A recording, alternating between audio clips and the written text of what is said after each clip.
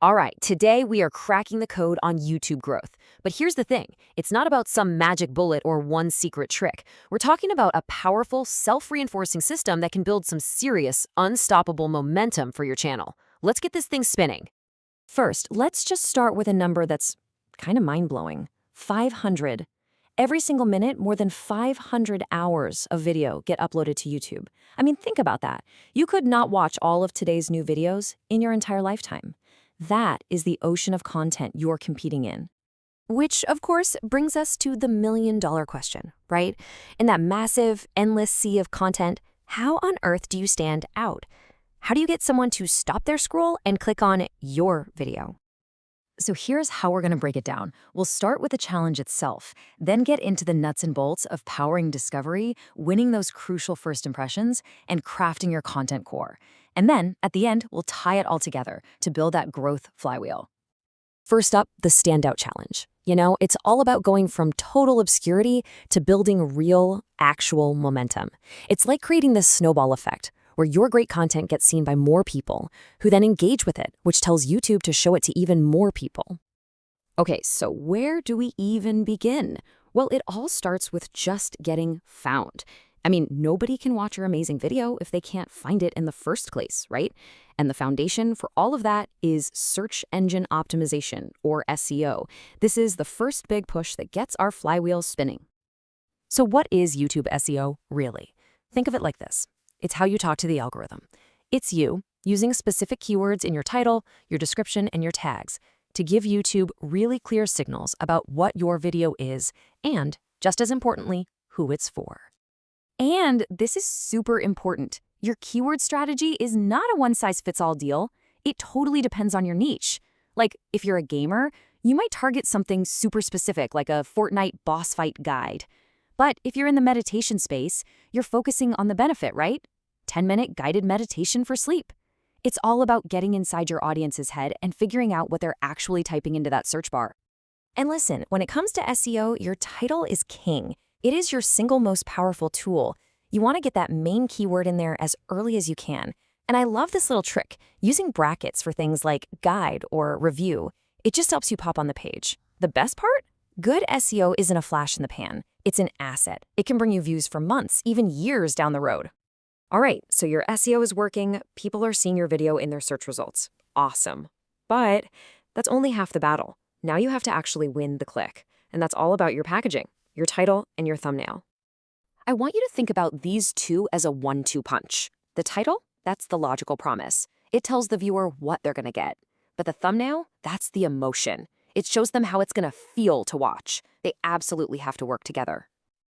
Oh, and here's a super practical tip for you. Try to keep your titles under 60 characters. Why? It's simple. Anything longer just gets cut off, especially on mobile. And you don't want your brilliant promise to get hidden by a ... right? Okay, let's talk thumbnails. There's this piece of advice you see everywhere, especially on forums for creators. Faces sell. Big, expressive faces showing shock or excitement. The idea is they grab attention and can really boost your click-through rate. But then you see something like this. This is from a creator with a decent-sized channel, and they're basically saying, nah, facial expressions don't matter for my audience. They say one of their best videos has a complete poker face. So what gives? It feels like a total contradiction. So which one is it? Here's the real takeaway. There is no single best thumbnail style. It all comes down to your audience. What works for a high-energy vlogger is going to be totally different from what works for a serious video essayist. The crucial thing is to know who you're talking to and then be consistent with your style. Okay, you did it. You got the click. Now comes the moment of truth. Maybe the most important part of this whole thing. You have to deliver on that promise. This is your content core. This is what turns a one-time viewer into an actual loyal fan. And a really smart way to figure out your content is to first understand your competition. And I don't just mean the channels that do exactly what you do, your direct competitors. You've also got indirect competitors. So, for example, if you review video games on YouTube, a gaming blog is an indirect competitor. They're solving the same problem for the audience, just in a different way. You can actually break this whole analysis down into 4 pretty simple steps. First, just identify your rivals. Then, dig into their content.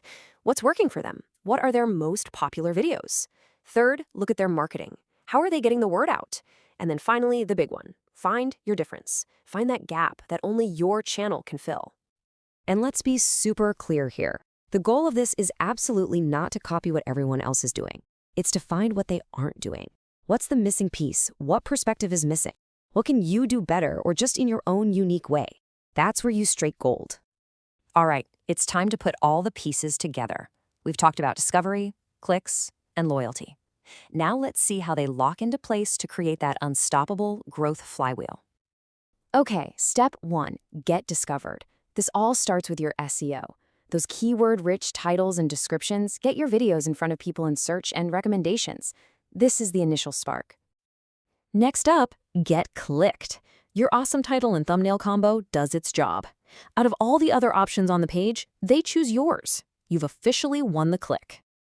And finally, get loyalty. Your amazing content delivers on that initial promise. It keeps people glued to the screen, gets them to hit like, and, the holy grail, subscribe. You've just earned their loyalty. And this is where the magic really happens. All that loyalty, the watch time, the likes, the subscribes, it sends these incredibly powerful signals back to the YouTube algorithm. It's basically telling the system, hey, people really, really like this. And what does the algorithm do? It rewards you.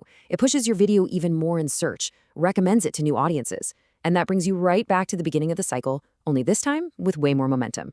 That, my friends, is the flywheel effect. So I want you to think about your own channel for a second. Looking at this flywheel, which part needs the most work right now? Is it your discovery, your click-through rate, or is it the core content itself that builds out loyalty? Just think about one small thing you can improve today to get your own flywheel spinning just a little bit faster.